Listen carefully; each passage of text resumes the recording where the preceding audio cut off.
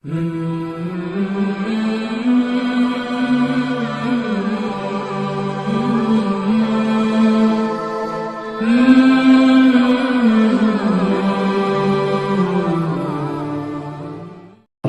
الذي ينزل فيه القرآن صدق الله العظيم. قرآن مجید اللہ تعالیٰ کی مقدس کتاب ہے. قرآن کے معنی یہ بیان کیے گئے ہیں کہ بار بار پڑھی جانے والی کتاب. قرآن کے معنی کیا؟ بار بار پڑھی جانے والی کتاب. جس کتاب کو بار بار پڑھا جاتا ہے اسے قرآن کہتے ہیں. اور اس قرآن نام یہ کتاب کو اللہ تعالیٰ نے خود عنایت فرمائی. اِنَّا أَنزَلْنَاهُ قُرْآنًا عَرَبِيًّا لَعَلَّكُمْ تَعْقِلُونَ. اللہ نے فرمایا ہم نے اس قرآن مجید کو عربی زبان میں نازل فرمایا. کہیں اللہ نے اس کتاب کو فرمایا یاسین والقرآن حکیم. اس کا نام قرآن حکیم بھی. ایک جگہ پر فرمایا بل هو قرآن مجید. اس کا نام اللہ تعالیٰ نے قرآن مجید بھی ارشاد فرمایا. اور ایک جگہ فرمایا وَإِنَّهُ لَقُرْآنٌ كَرِيمٌ. اللہ نے اس کا تیسرا نام قرآن کریم بھی بیان فرمایا. تو یہ ساری کی ساری جو حکیم کریم مجید یہ قرآن مجید کے اوصاف اور کوالٹیاں ہیں جس کو اللہ تعالیٰ نے جگہ جگہ پر الگ الگ بیان فرمایا. اور اس کتاب کے نام سے خود معلوم ہوتا ہے کہ یہ کتاب ایک مرتبہ پڑھ کر رکھنے والی نہیں، اس کو بار بار پڑھا جانا چاہیے. اور دنیا کی کوئی بھی بڑی سے بڑی کتاب آپ اٹھا کر پڑھیں، کوئی بھی رائٹر ہو، ایک مرتبہ، دو مرتبہ، چار مرتبہ، 5 مرتبہ پڑھیں گے، 6 مرتبہ اس کتاب کو پڑھنے کا دل نہیں کریں گے. کوئی پڑھ بھی رہا ہے تو بول دیں گے اس کتاب میں یہ لکھا ہے. لیکن قرآن ایک ایسی کتاب ہے جس کو 1400 سال سے پڑھا جا رہا ہے.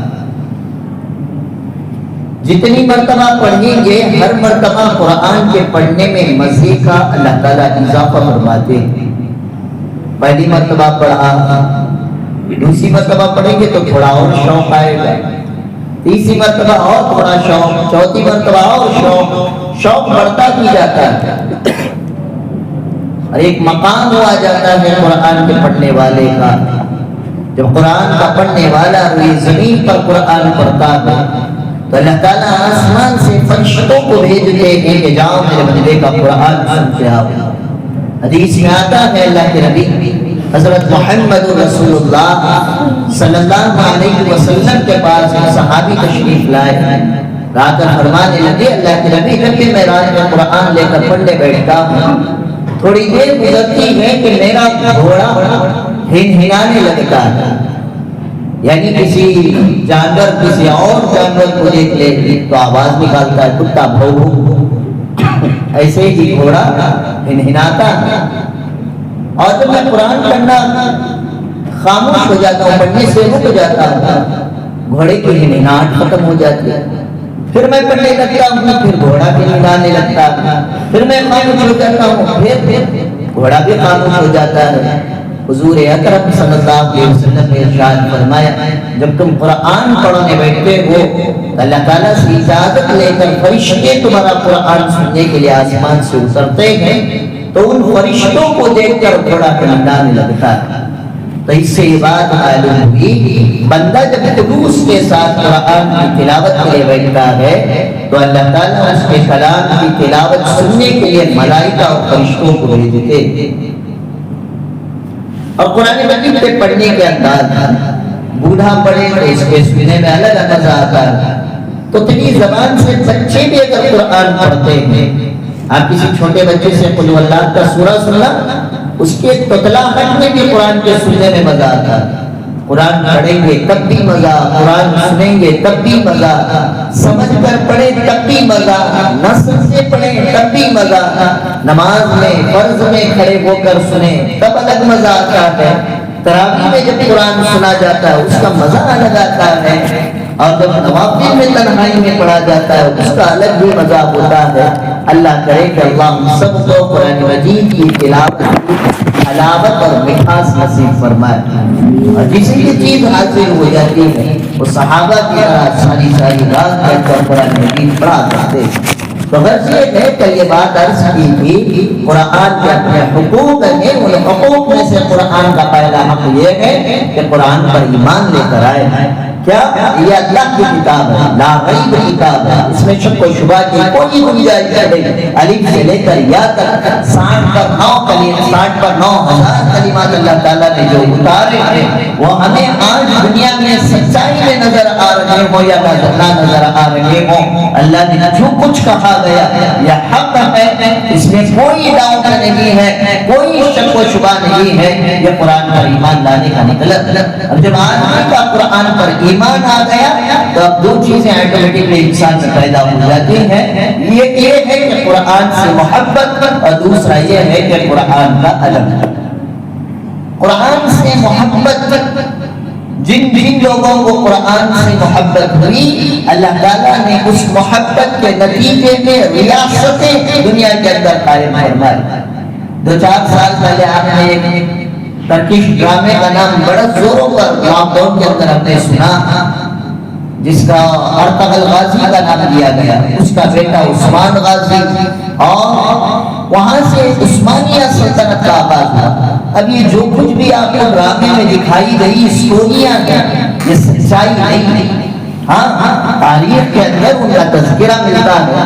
اب اس تاریخی ڈرامے کو لوگوں میں انٹرٹینمنٹ لانے کے لیے لوگ سفیریہ بھی لے آئے، دشمن بھی لے آئے، ایکسٹرا گولز بھی اس کے اندر لے کر آ گئے۔ حضرت میر ذوالفقار احمد نقشبندی دامت برکات عالیہ نے اپنی کتاب کے اندر لکھا ہے عثمانی سلطنت کا قیام جو اللہ تبارک و تعالیٰ نے اس قرآن پر قائم فرمایا وہ قرآن مجید کی محبت کی وجہ سے، یعنی جو ارطغرل کا جو بیٹا عثمان تھا یہ بڑا سخی تھا اور بڑا مہمان نواز تھا۔ کوئی بھی قافلہ آتا، قافلے والوں کو اپنے قبیلے میں لے کر آتا، جو جانور تھے کاٹ کر ذبح کر کے ان کی خوب دعوتیں شاوتیں کرتا، سمجھاتے گئے سردار ایسے نہ کرو ورنہ قبیلے کا چرواہا ختم ہو جائے گا، کیونکہ ان کی زندگی ہی چرواہے پر یعنی جانوروں کے پال پوس سے ان کی زندگی چلتی تھی۔ اب ایک دن میں یہ 50 جانور کاٹ کر لوگوں کی دعوتیں شاوتیں کرنے لگا، بدماشی کرنے لگا،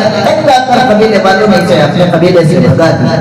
اب یہ قبیلے سے جب بھگایا گیا تو عثمان اپنے اس دور کے جو مربی تھے ان مربی کے پاس آئے اور آ کر اپنے شیخ سے کہا کہ دیکھو حضرت مجھے تو قبیلے سے بھگا دیا گیا ہے، اگر آپ اجازت دیں تو آپ کے خانقاہ میں قیام کر لوں گا۔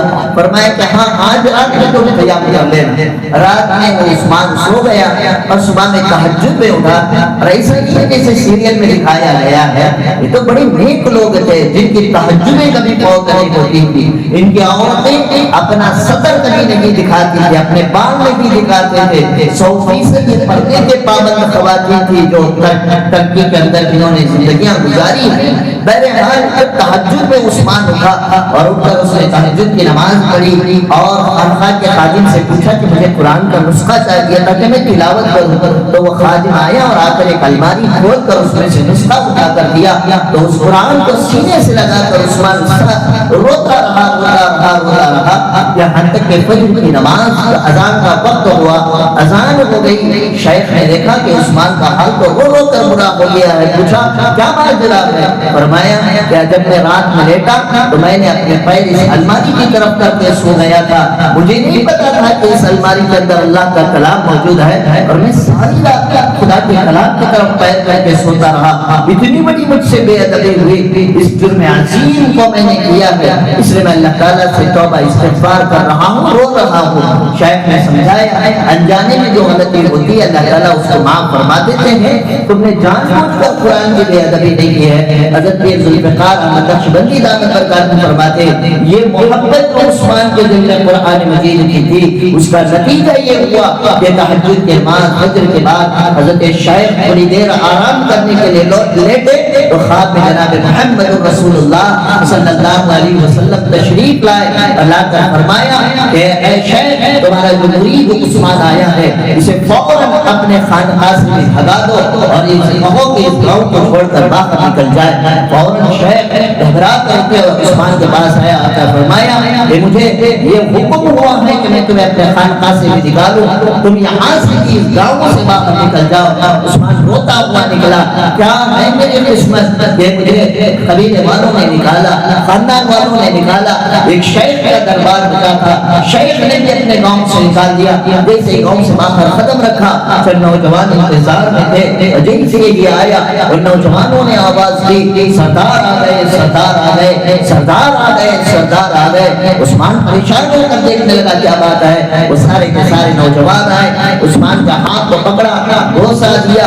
اپنے ماتھے پر لگا کر کہا کہ ہم بیعت کرتے ہیں آج سے آپ ہمارے امیر ہیں اور ہم آپ کے تابع ہیں، آپ جو حکم کریں گے ہم آپ کی تابعداری کریں گے۔ اس کو بات سمجھ میں نہیں آئی کہ آخر ماجرا کیا ہے، تو نوجوانوں سے پوچھا مسئلہ کیا ہے، فرمایا کہ ہم فلاں فلاں علاقے کے مجاہدین ہیں، ہم سارے ایک جگہ اکٹھا ہوئے، مسلمانوں کی جو خستہ حالت چل رہی ہے، منگول اور تاتاروں نے جو مسلمانوں پر ظلم و بربریت کر رکھا ہے، ہم لوگ اس کے خاتمے کے لیے ایک جگہ جمع ہوئے، ہم نے ایک فوج تیار کی، لیکن بات چل رہی تھی کہ ہمارا سردار کون ہوگا، ہمارا بادشاہ کون ہوگا، ہم پر حکومت کرنے والا کون ہوگا۔ تو خواب میں کل جناب محمد رسول اللہ صلی اللہ علیہ وسلم تشریف لائے، اللہ کا فرمایا کہ جاؤ اس گاؤں اور قبیلے کے بارڈر پر جا کر کھڑا ہو جانا، جو سب سے پہلے تمہارے شہر کے اندر داخل ہوگا وہ تمہارا بڑا سردار اور وہ تمہارا بادشاہ بنے گا۔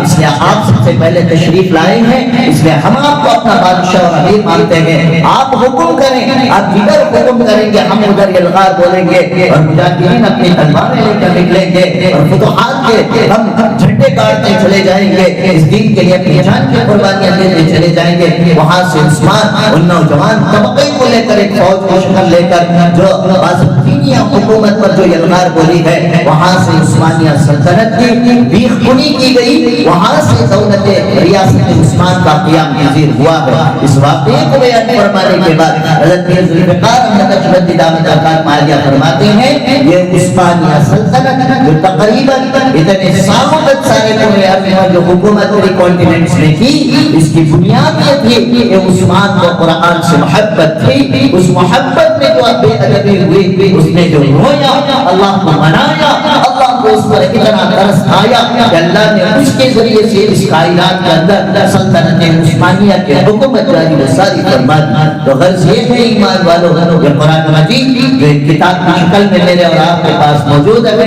یہ فقط ایک کتاب نہیں ہے، یہ اللہ کا کلام ہے، اس کے ہر حرف کے اندر اللہ تعالیٰ نے شفا اور طاقت رکھی ہے۔ اتنا بس جان لیں کہ آپ کبھی فجر میں مغرب پڑھ کر باہر نکلیں، غیر مسلم عورتیں اپنے چھوٹے بچوں کو لے کر کھڑی ہوتی ہیں، یہ سوچ کر کہ یہ اللہ کا بندہ اللہ کا کلام پڑھ کر نکل رہا ہے، یہ نماز میں جو کچھ پڑھا وہ میرے بچے پر دم کر دے گا، میرے بچے کی بیماری دور ہو جائے گی۔ جب اس کے چند کلمات ہم جیسے گنہگار پڑھ کر اس بچے پر پھونک مارتے ہیں، اللہ وہ بچے کو شفا عطا فرماتا ہے۔ تو اس قرآن پر میں اور آپ عمل کریں گے تو اندازہ لگائیں کہ اللہ تعالیٰ ہمیں کیسا اونچا مقام عنایت فرما سکتے ہیں۔ اس لیے واسطہ اللہ کا ہے، یہ مہینہ قرآن کے نازل ہونے کا مہینہ، اسے صرف تلاوت کے حد تک یا اپنی شادی بیاہ میں یا ٹھنڈی ایک اور گھر کے اوپننگ سرمنی میں پڑھنے کی حد تک نہ رکھے، اس کو روزانہ اپنی زندگی میں دیکھ کر پڑھے، ترجمے کے ساتھ پڑھے، سمجھنے کی کوشش کرے، اس پر عمل کرنے کی کوشش کریں گے انشاءاللہ۔ یا اللہ کے نبی صلی اللہ علیہ وسلم نے فرمایا ان اللہ یرفع بهذا الكتاب اقواما ويضع بها آخرین، یہ وہ کتاب ہے جس کے ذریعے سے اللہ تعالیٰ بعض قوموں کے مقام و مرتبے کو اونچا اور بلند و بالا کرتے ہیں۔ اللہ تعالیٰ سے دعا ہے اللہ تعالیٰ مجھے اور آپ کو قرآن مجید کے مقام مقدس کو سمجھتے ہوئے قرآن کی تلاوت، قرآن کو یاد کرنے اور قرآن کے ترجمے کے ساتھ پڑھ کر اس کے مطابق زندگی گزارنے کا اللہ مجھے اور آپ کو توفیق عطا فرمائے۔ سوال ہے مغرب کی نماز میں اذان کے فوراً بعد نماز پڑھتے ہیں لیکن باقی 4 نماز میں ایسا کیوں نہیں ہوتا؟ حضور اکرم صلی اللہ علیہ وسلم نے ایسا کرنے کا حکم دیا، اس لیے ہم لوگ ایسا کرتے ہیں۔ سمجھ میں آنے کا رہی بات رمضان کے اندر، رمضان کے اندر کیا ہے کہ آپ کو مغرب میں تھوڑی تاخیر کرنے کی اجازت ہے، فجر میں تھوڑی جلدی کرنے کی اجازت ہے۔ کیوں؟ جماعت کی نماز جو پڑھتے ہیں نا، اس کا مقصد کیا ہے؟ جبکہ آپ دیکھیں یہاں پر نیچے عشاء کی نماز کا ٹائم شروع کب سے ہے؟ 7:40 سے، اور اختتام کب ہو رہا ہے؟ 5:25 پر۔ یہ پورے ٹائم میں عشاء کبھی بھی پڑھ سکتے ہیں، جب بھی پڑھیں گے آپ کی نماز ادا ہے۔ فجر 5:25 سے شروع ہوگی، تقریباً 6:15 6:30 تک اس کا ٹائم ہے۔ جو کچھ بھی ہے صبح میں آپ کو دکھے گا، یہ پورے ٹائم میں تب پڑھ سکتے ہیں، لیکن اس کے باوجود ہم ایک ٹائم فکس کر سکتے ہیں۔ مثال سے طور پر ظہر کی نماز کا ٹائم ایک اندازے سے 12:30 بجے شروع ہوا، ختم کب ہو رہا ہے؟ تقریباً 4 بجے۔ کتنا ٹائم ہے؟ 4.5 گھنٹے کا ٹائم ہے نہیں ہے؟ لیکن ہم پڑھتے کب ہیں؟ 1:30 بجے۔ کیوں؟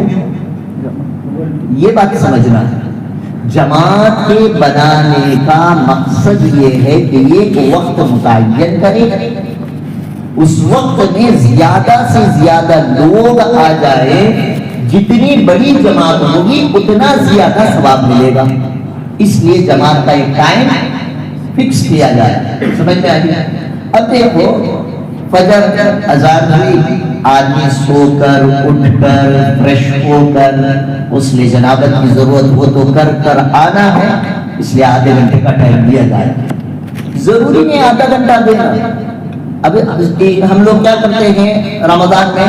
فجر کے اذان کے 15 منٹ بعد نماز۔ کیوں؟ سارے جگہ رہتے ہیں، کوئی اٹھنے کی ضرورت نہیں۔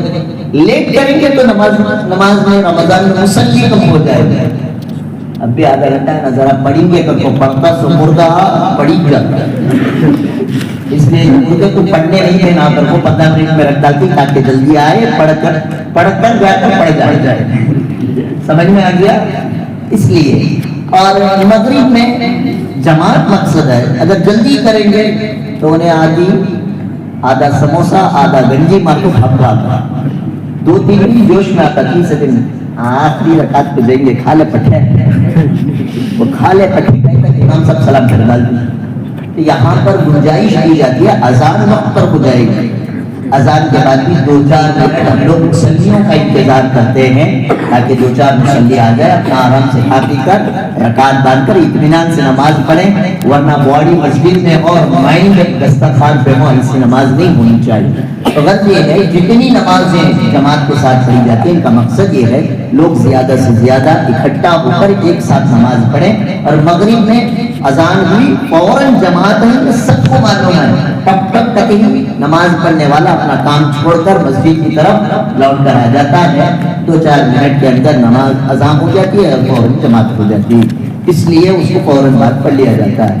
دوسرا سوال، کیا ختم قرآن کے بعد بوندی تقسیم کرنا ضروری ہے؟ کوئی ضروری نہیں ہے، کوئی ضروری نہیں ہے۔ ہاں البتہ یہ اس لیے کمیٹی والے بانٹتے ہیں کہ آپ لوگ چندہ دیتے نہیں، اب وہ چندہ دیے بعد کیا بھائی ایک تبرک بھی نہیں دیے نا، یہ امت کو تبرک کھانے کی بہت پرانی بیماری ہے، اس لیے وہ تبرک دیتی سو اصل ختم قرآن کس کا ہو رہا ہے ابھی سب